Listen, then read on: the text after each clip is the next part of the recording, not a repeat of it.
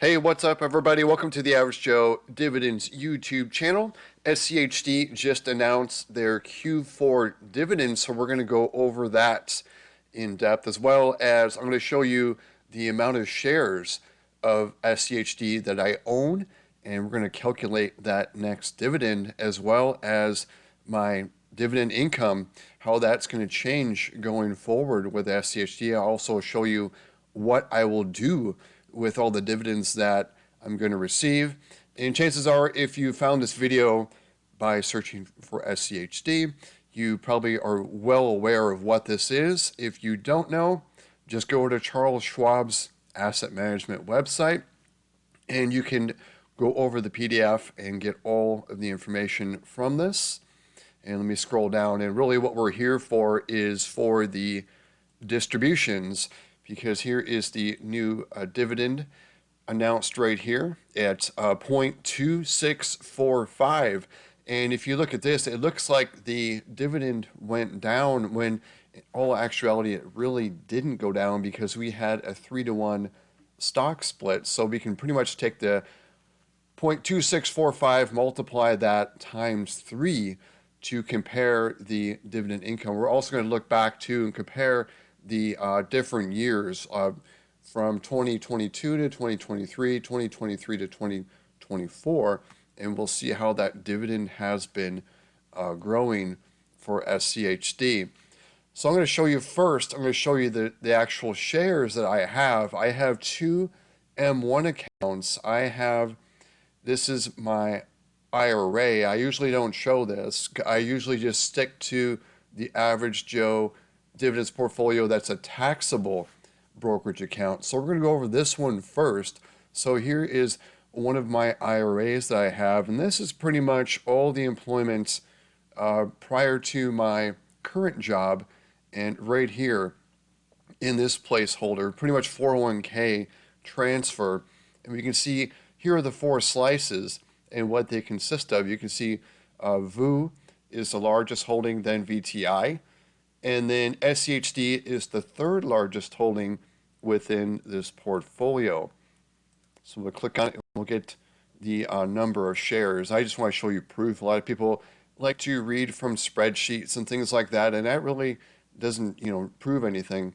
So here are the shares, 5,553 and change over here with the IRA. Let's go on and move to the taxable brokerage account, this is the account that I show you guys with all the dividend updates.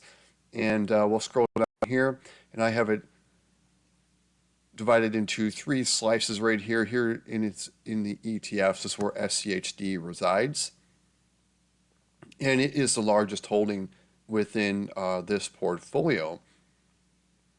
We'll click on this, and then we'll go down, take a look at the number of shares. So 3,577 shares there and change. So what we're going to do next is we're going to go over to spreadsheet, and it calculates the new dividend, because what I did was I put in the new dividend, and this is for the taxable brokerage account. We'll add in the IRA as well, and here's the SCHD line right here. I'm going to scroll over, and just in case you missed it, here's the shares, and that matches up with what was on the M1 site. So scroll over, here's the new dividend. It's 0.2645. So pretty much all this is doing is it's taking the number of shares and it's multiplying it by the quarterly dividend for Q4. And then here's the total. So here is what I can expect from my taxable brokerage account based on the number of shares over here. So I'm going to get this into the account, and what I'm going to do with it is I'm going to reinvest it back into SCHD, and what this is going to do is going to buy more shares, obviously, and we'll figure out how many. So 2838, we'll just do some quick math here and see how many shares approximately it will buy. Actually, let's take this first, 946.15 divided by, so even though the format's wrong, it's going to buy 33 and a third pretty much shares of SCHD with that dividend drip. So we're going to see this number go up. The next dividend is going to go up because there's going to be an additional 33 and a third shares multiplying by the 0.26. Now let's figure out what the IRA, what it's going to pay. Let's go back over. I'm not sure if I'm on the right screen, if I'm on the IRA or if I am, yeah, I am back there. So let's go back here. We'll get the number of shares and we'll just do some quick multiplication and then we'll get the total of the payment for SCHD, what it's going to pay me. So we'll get this, we'll do just an equals this, and then we're going to do times this, and we'll just add them both up. So that's going to be the dividend I received in the IRA. And again, I think I'm going to probably put it back in SCHD. We'll see. Or I may just let it ride and auto invest. We'll see. But here's the total. So it's an even $2,415 I'm going to be receiving from SCHD, which will be a nice payout right there. So let's take a look at the next thing is, let's go over here. What's down? Let's go take a look at the monthly cash flow average. So I'm up now to 1,022.62, and that is gone up this morning with two events. So let me show you what those two events are in the monthly average dividend tracking tab. We scroll all the way down. Anytime there's a dividend drip, a buy, a deposit, anything like that, that affects my monthly income.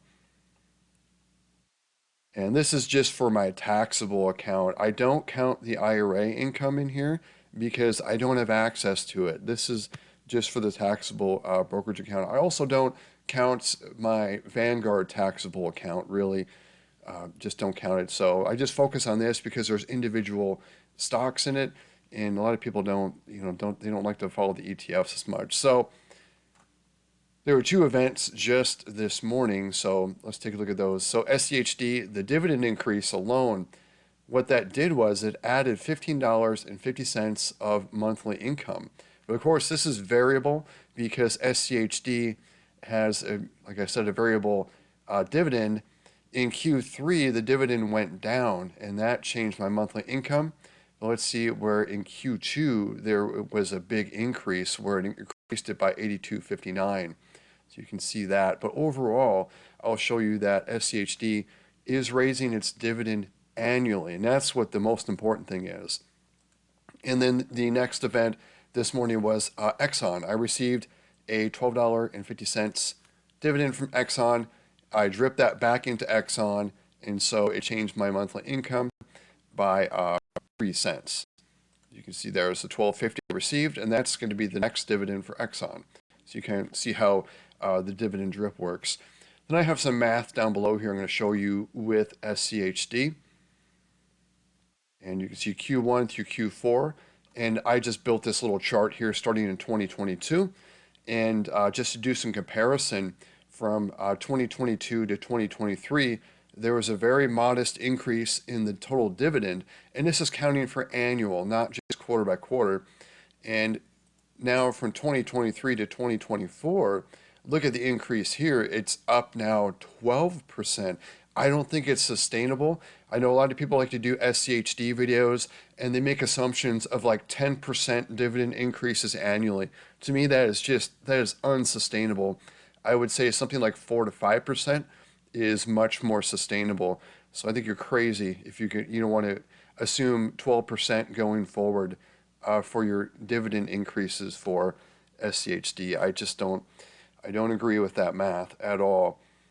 So very nice to see. You can see what I did is I, to align the previous dividends, which were pre-stock split, I had to take the current dividend and multiply it by 3.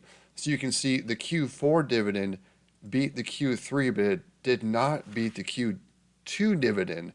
And then in 2025, I can guarantee it, it's like clockwork, SCHD is going to pay the lowest dividend in Q1. I think it'll be more than 61 cents, but we'll see how much more, maybe like 63 cents. You can see the trend here was about, a penny, maybe even less, maybe 62 cents, something like that. 62 and change could be a good guess for what the Q1 dividend for SCHD is going to be. And what that's going to do, though, it's going to knock down my monthly cash flow average temporarily until Q2.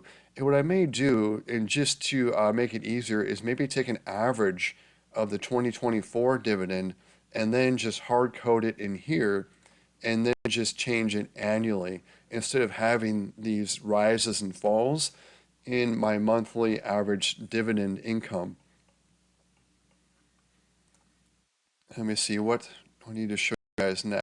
One thing I was going to show you is, one cautionary thing about SCHD is right now it's not beating the S&P 500, and that's something to note. If you are planning to work until like full retirement, I think investing in something like SCHD is probably a big mistake. And if you don't plan on living off of dividends exclusively, it's probably not a great idea. Let's just compare it. Maybe we'll go back to 2014, just about 10 years, 10, 11 years, comparing to the S&P. And let's just take a look at this. And the reason I use the dividend channel and with a drip returns calculator is to factor in the dividends, so to make it apples to apples. So we can see here the average annual total return with SCHD is 11.65, while SPY, which is an S&P 500 index, is 13.48, and you can see it without the dividends reinvested as well. And if you could look at something that is even more, let's take a look at maybe like something else that will really blow it away, like QQQ, and take a look at it, and the disparity is even more. You can see QQQ is 18% annual over that same time period. It's just blows it away. And there's arguments of people saying, why even invest in dividends? Just invest in growth stocks and then sell your shares. And I have a couple reasons why I do like SCHD, even though it slightly lags the S&P 500.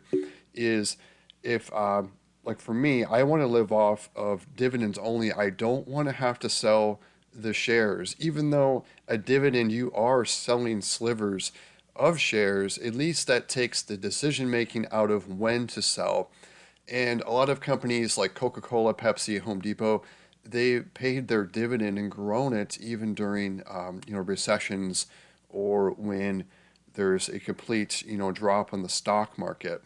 And so me, I want to have reliable income as well as pretty good growth as well.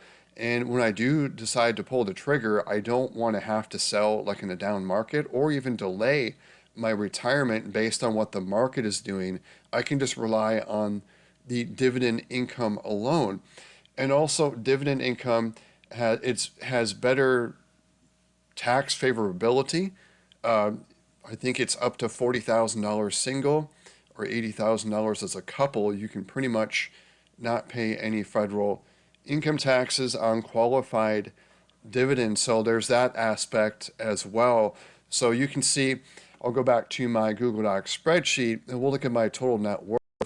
And also you saw within the M1 IRA, I have VU VTI in there, which is, the stock market index pretty much. You have the S&P and a total stock market. And then at Vanguard, you can see I'm in these ETFs. So I have growth in there. And the reason why I have SCHD is more for an income play with some pretty decent growth as well. And this is, BST is controversial. It's covered call options and generating income off of that. But it's a high fee, but it's done quite well. When you take a look at it in my portfolio, I started buying SCHD in July 1st, 2022 is when I think I've added it to the portfolio. And I think BST right about the same time. But just take a look at the gain or loss I've had so far, and this is including the dividends. BST right now is beating out SCHD as far as my investments for the past, since July 2022. So you can make an argument, just put everything in BST. But these dividends, though, they're not qualified like they're going to be with SCHD. And the reason I don't go with just entirely SCHD in a dividend portfolio is it's missing some components. And one of those components is REITs, as well as other companies like, let's see if I can find it here, like Broadcom was recently dumped out of the portfolio. I think it has to do with probably the lower yield, just how the stock has grown and grown and grown. So SCHD gets rid of kind of the fast growers, in and just to grow the dividend yield, and that can hurt the appreciation of the stock, or the price of SCHD as well when you get rid of like Broadcoms and things like that from the portfolio. And plus, again, I'd like to have some real estate in there as well. So let me know in the comments. Well, actually, before we do, yeah, I already showed that. Yeah, I showed the total payout of what we're going to get with SCHD. You just go back and rewind that. Yeah, right there. It's going to be this number. Yeah, 24.15, which is pretty exciting.